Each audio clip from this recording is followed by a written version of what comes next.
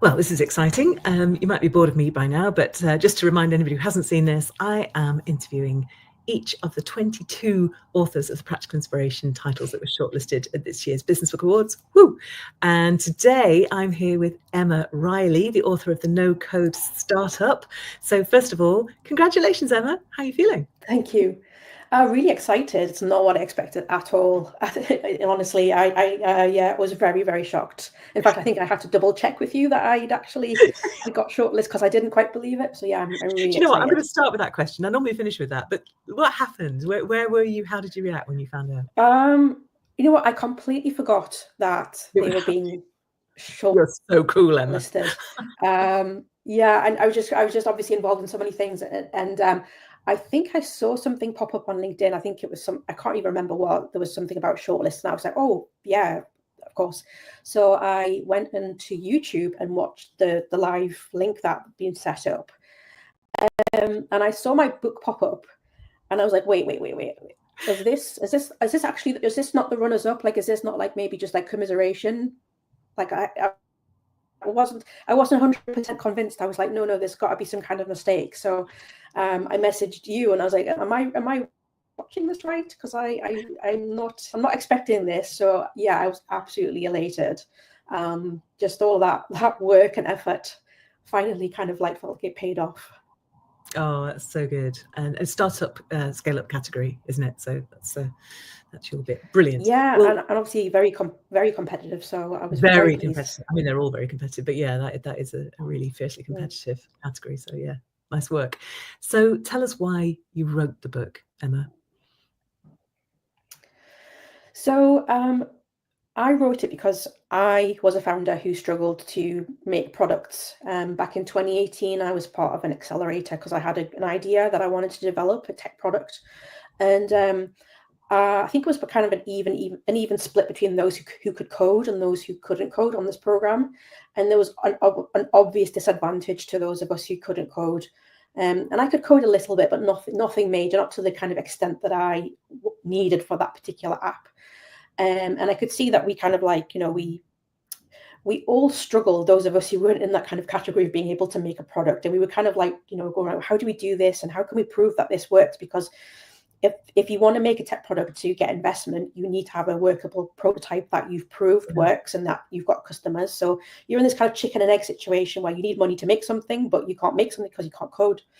So, I was very lucky that we persevered with that business. It took about 2.5 years for us to get funding. And when COVID happened, I found out about this no code kind of set of tools that you could use where you could build applications without actually having to write a line of code. And honestly, it blew my mind.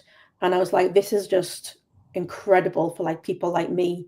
And I think I just wanted to tell everybody, like I think because I used to mentor a lot of younger entrepreneurs, and I still do occasionally, but especially female entrepreneurs. And I just thought, I really wish I'd had something like this when I started in 2018, because I would have just not fallen into so many of the kind of pitfalls and gone through so many of the problems that we faced if I'd had something that guided me through the process of being able to make an actual product and not have to rely on a very expensive coder. So that was kind of the big inspiration for me to write it, because I just felt like I owed it to myself. I owed it to the 2018 founder and the others that were kind of following behind me to do this, to show people that there was actually a way to create something when you just don't know how. And it was the same for me. I hadn't really heard of no code before. And then your book was in the 10-day business book proposal challenge. And I thought, this is genius. This is brilliant. This is going to flatten the barriers. It's going to increase, particularly as you say, women who have great ideas but haven't got the coding experience. And it just feels like it sort of levels the playing field. I feel now like it matters more than ever, because we've got AI, well, obviously AI, ChatGPT, AI derived code wasn't so much of a thing when you first wrote this book, but how does that play into the scenario now? Yeah. I mean, AI has just exploded, even from when I wrote the book. I use AI heavily now to create my code, but it also means that even no-code tools, you can create even more sophistication because you can kind of plug those things together. And the beauty of AI is that if you don't know how something works or why something works, it can explain it to you. So there's a you kind of reverse engineer it.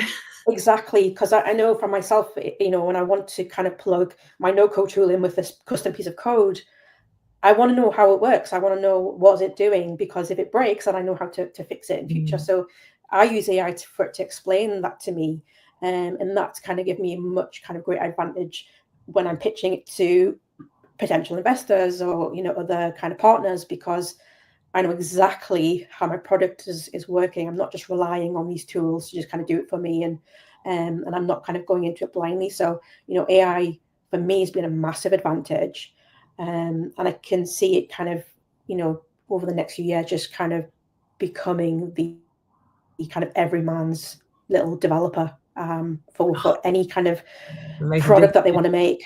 Yeah. So an idea plus no-code tools plus AI to help you understand what's going on under the hood and amendments and so on. It's a dream team.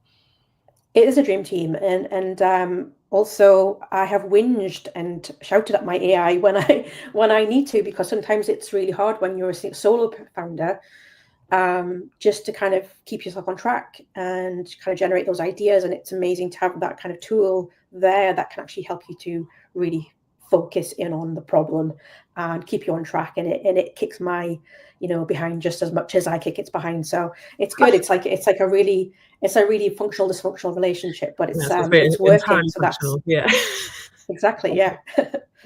Well, I'm genuinely really excited, because it's such a great book. It's such an interesting topic. I think so few people really understand it, and I just really hope that this and just the kind of the visibility that BBA Awards has given it really kind of reminds people, you know, if you have an idea, you can progress it. You know, even if you're not a coder, then don't stop there. There's a whole kind of world of tools out there that can help, and this book can help you navigate them. And I'm dead excited. So, I mean, you're coming on the 10th of September, I think, aren't you? I am, yes, I am. I'm very excited. It's going to be amazing. I'm looking at dresses in advance, just to make sure I'm prepared.